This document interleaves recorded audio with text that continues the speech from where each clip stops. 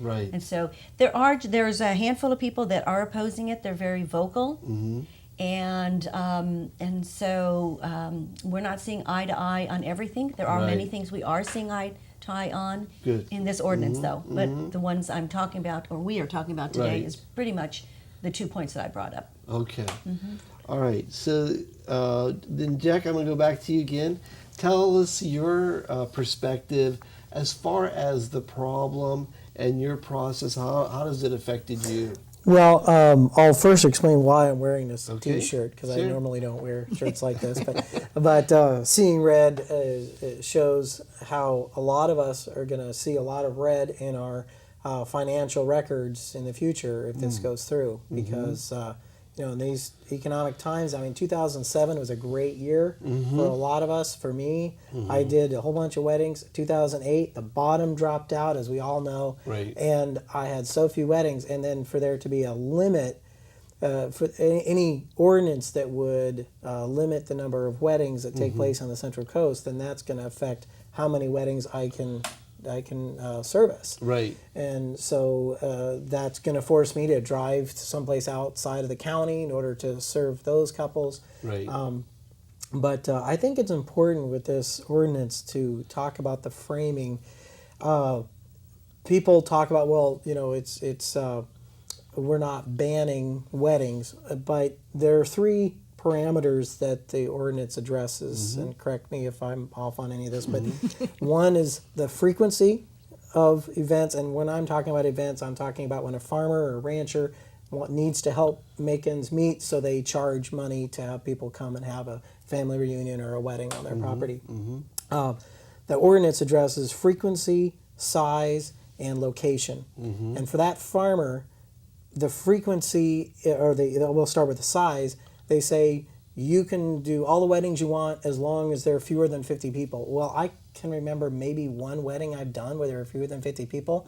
I've done weddings in people's backyards next to their swimming pool with more than 50 people. Right. So that's a pretty meaningless allowance, to Right. say, oh yeah, you can do a whole bunch of them. Well, not many. There's not much of a market for that. Right. And then the frequency, if you want to do, say, a bigger wedding than that and not have that limit, then you can do once every 10 years. Well, that might as well be a million years. I mean, that's Right. just not, you can't have a business plan. That's not going to help you pay many bills or any mortgage payments.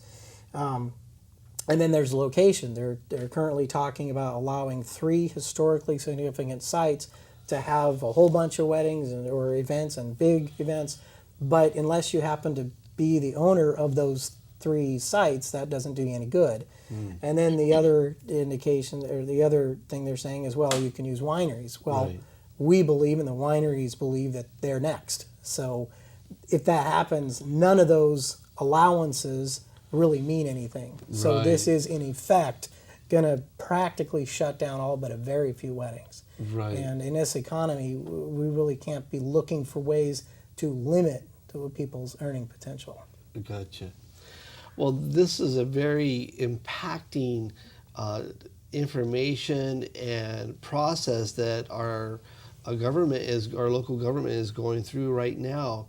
It's hard to really comprehend that, because I've been doing weddings for over 30 years, and on the Central Coast over 10 years, and I just can't imagine not doing the weddings at the beautiful venues that I've been doing for the years here. And then also all the people that come here love the Central Coast. They love the geography, the ocean, everything that's here. And to have this ordinances come up to prohibit that is just mind-boggling. I can't quite put it together yet. I mean, but it's important enough that I'm devoting this show completely to bringing it to your attention, you viewers who are watching this, because it'll affect your life in some way, some fashion. If you're planning an event, whether it be a wedding event, or if you're planning a business that is on agricultural land, it can be tremendously affected.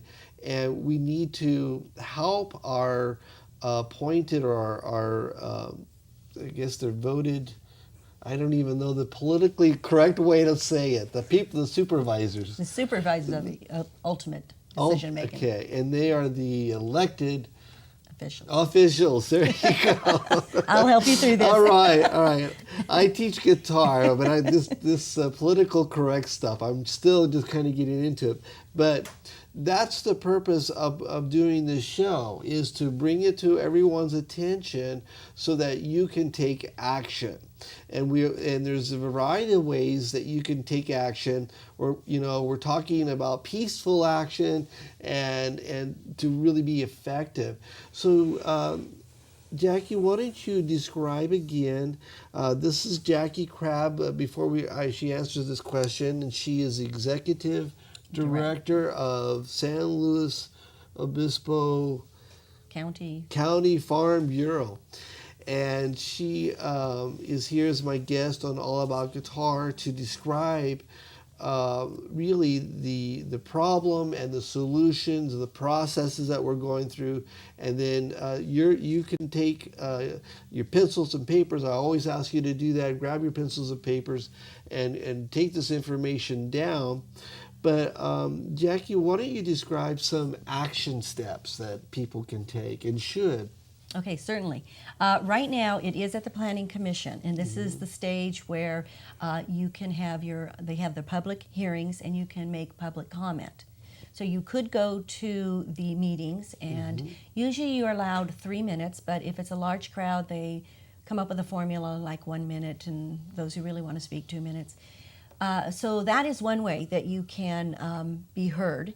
And the other is writing letters to your planning commissioner, in fact, all the commissioners and your board of supervisors, so they're aware of your position and your situation.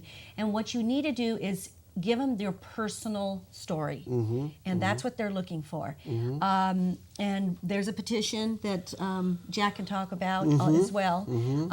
But once the planning commission goes through this process, they're going to recommend an ordinance that will go to the Board of Supervisors. And once it gets to the Board of Supervisors, you can continue with the public comment at their hearings and continue your letters. You can actually, in fact, you can also go and ask to speak to your commissioners and your supervisor as well. And so those are very effective, but at the Board of Supervisors, like you said, they are the elected officials and they need to hear from their constituents. So they're the final decision makers. And phone calls, emails, are those effective too? Well, if you want to email a letter, you can do that. There's the process of doing that, or mailing it. Okay. All right, Jack, why don't you fill us in on other actions? Tonight, actually on the 9th of July and the 16th of July and the 23rd of July, we're going to have a booth at the Farmers Market in San Luis Obispo to pass out and have people sign those letters of protest to oppose the ordinance. So they can, if you're around, you'll see plenty of these shirts. People will be wearing them. Right. At the booth, we'll be right in the middle, somewhere in the neighborhood of Bubblegum Alley. Okay. You'll see our booth. So. Debbie, did you have a suggestion to be active? Well, active, we've got a website, and I'll let Jack handle that one. But the biggest thing that I think I would like to get across to people is that these events are not commercial, they're not industrial, they're not a home show at a convention center, which is how they're trying to portray these events. These are events, you've got 3 major events of your life, birth, marriage, and death. And this is an emotional one. You're not calling the TT and saying, hey, we're having a party at so-and-so's farm, show up. Right. It's, you're inviting your close friends and everything. It's a major event. It's not Disneyland, and it's not commercial. Right. It's emotional. Yes. And they are trying to just make it sound like it's very cut and dry and just industrial, and that's what shouldn't be happening here. Right. So that's why we all need to get involved, because most of us have gone to events or gone to weddings on different sites like that, and the people that are coming in, the tourists that are coming in, that are spending the dollars, this is what they're looking for, and this is what the county promotes.